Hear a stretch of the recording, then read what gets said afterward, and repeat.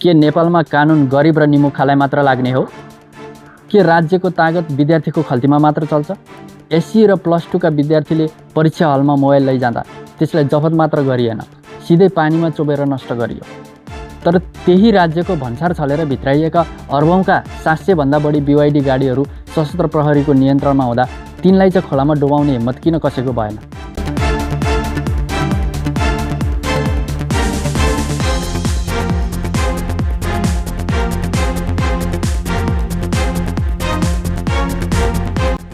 भर्खरै मात्र सामाजिक सञ्जालमा एउटा भिडियो भाइरल भयो जहाँ नियम मिचेको भन्दै विद्यार्थीका मोबाइल फोनहरू पानीमा चोपेर कामै नलाग्ने बनाइयो।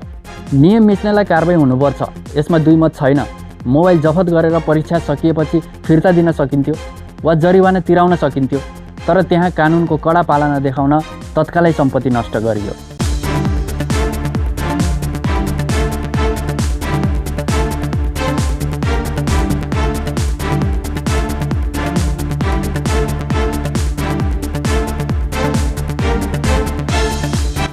अब कुरा गरौँ अर्को घटनाको।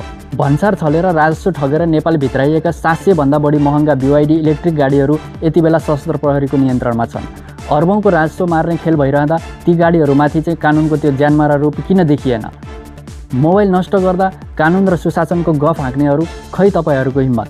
ती गाडीहरूलाई पनि खोलामा डुबाएर नष्ट गर्ने आँट किन आएन?